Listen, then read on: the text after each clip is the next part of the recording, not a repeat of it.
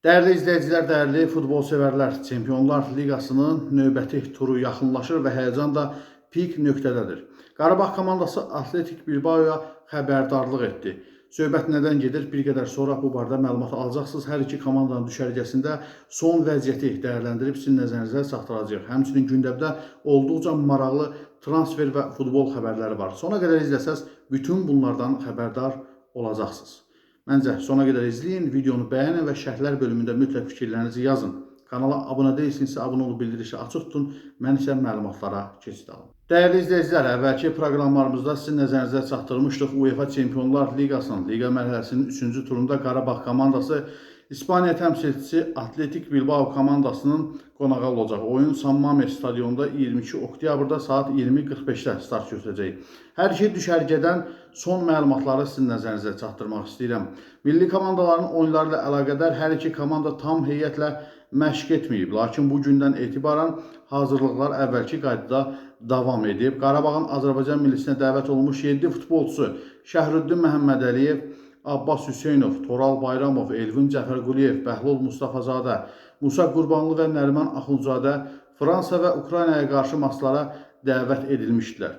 Baş məşqçi Qurban Qurbanovun sevindirən faktlardan biri də odur ki, milli düşərgədə zədələnən futbolçusu olmayıb. Komandanın düşərgəsindən gələn müsbət xəbərlərdən biri Qarabağın liderlərindən olan Benfica ilə maçda zədələnən Marko Yankovic ilə bağlıdır. Klubdan aldığımız məlumata görə 30 yaşlı yarım müdafiəçi artıq ümumi məşqlərə çoxdan start verib və komanda ilə birgə görüşlərə çıxmağa da hazırdır. Onun Atletiklə görüşdə meydanda olacağı gözlənilir.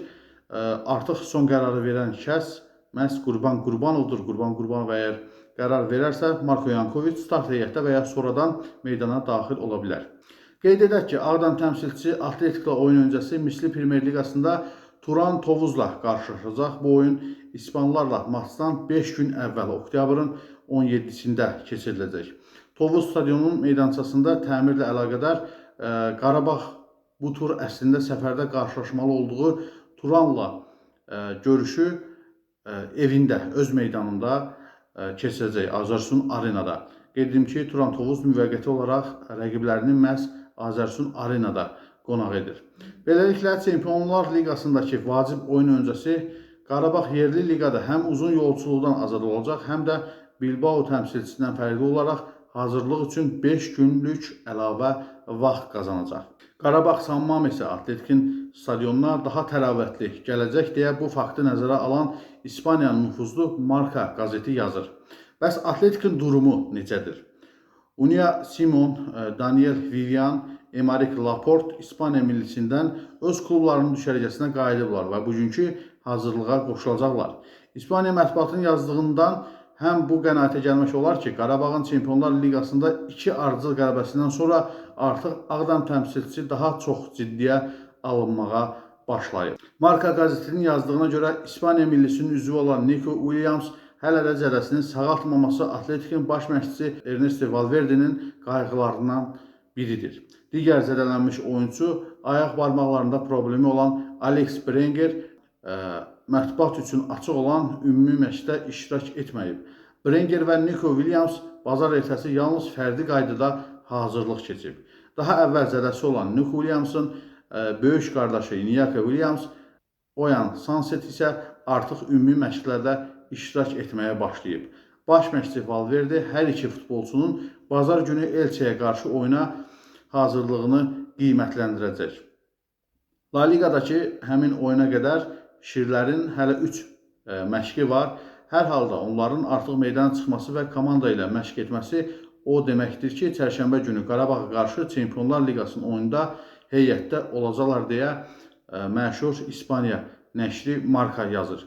Bəli, dəyərli dostlar, Nico Williams zədəsini sağaldıb, amma tam şəkildə oyuna hazırdırmı, hazır olacaqmı, bunu qarşıdakı günlərdə görəcəyik. Ümid edirəm ki, Nico Williams Qarabağa qarşı oyunda çıxış etməyəcək. Çünki həm komandanın əsas futbolçudur, bütün oyun onun üzərində qurulur, onun olmaması təbii ki, Qarabağa əlavə üstünlüklər verəcək. Digər tərəfdən bu futbolçu açıqlama da vermişdi, bildirmişdi ki, Qarabağ komandasını məğlub edəcəyik, əvvəlki 2 oyunda, yəni Borussia Dortmunda 4-1 hesab ilə uduzduqları və Arsenala 2-0 uduzduqları maçları xatırladaraq bildirib ki, bu ilk 2 oyundakı böyük hesablı məğlubiyyətdən sonra böyük gol fərqi yaranıb. Qarabağ böyük hesabla məğlub edib, həmin gol fərqini də aradan götürəcək, həm də 3 xallı hesabımıza yazdıracaq. Bax, belə bir açıqlama vermişdi. Bu açıqlamasından sonra təbii ki, dünyanın ən yaxşı futbolçularından birinin bizə qarşı oynamasını istəmirəm.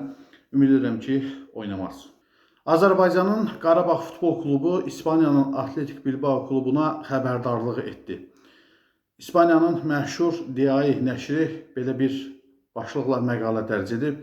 Məqalədə qeyd olunur ki, Qarabağ komandası Benfica səfərindən 3-2 hesabı ilə qələbə ilə dönməklə, ardından isə öz meydanında Kopenhageni 2-0 hesabı ilə məğlub etməklə Benfica üzərindəki qələbənin təsadüf olmadığını isbat etdi. Və beləliklə Atletik Bilbao'ya siqnal göndərdi, xəbərdarlıq etdi. Yəni Qarabağ komandası zəif komanda deyil və Atletik Bilbao'nu da məğlub edə bilər. Ona görə də Atletik Bilbao komandası bu oyuna olduqca ciddi hazırlaşır.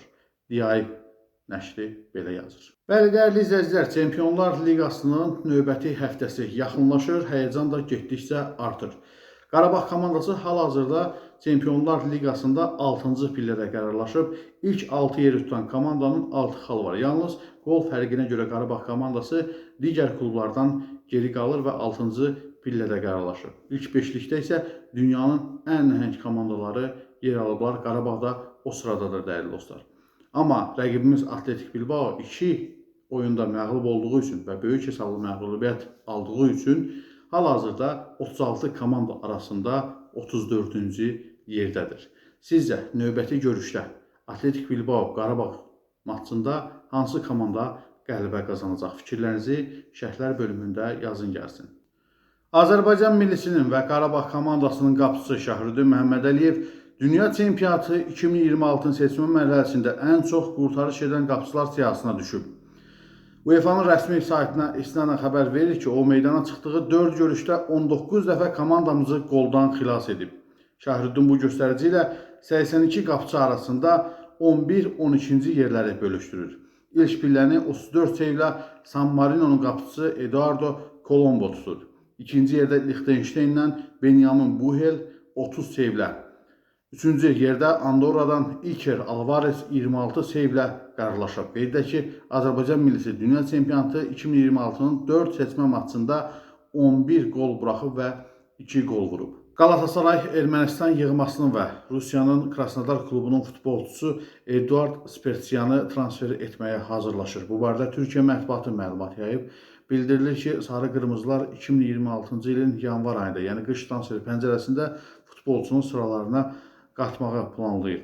Uzun müddətdir Galatasarayın hədəfində olan Spetsyan Avrokuboklarda oynamaq istədiyi üçün bu təklifə müsbət yanaşır.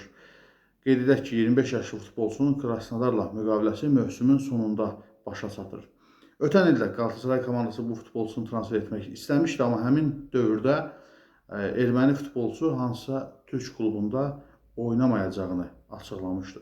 Görünür, o da artıq fikrini dəyişib, artıq Azərbaycan Ermənistan, Türkiyə-Ermənistan münasibətləri bir qədər yumuşalıb deyə, yəqin ki, futbolçu da Avrokuboklarda oynamaq üçün fikrini dəyişib. Siz də bu barədə öz fikirlərinizi şərhlər bölümündə yazın. Türkiyəli mütəxəssis Fatih Terim Çexiya millisinin baş məşqçisi ola bilər. Bu barədə Türkiyə və Çexiya mətbuatı məlumat yayıb. Qeyd edim ki, Çexiyanın Fareralarına 2-1 hesabı ilə məğlubiyyətdən sonra Hansek qovulmuşdu və onun əvəzinə Fatih Terimin gətiriləcəyi ön plandadır.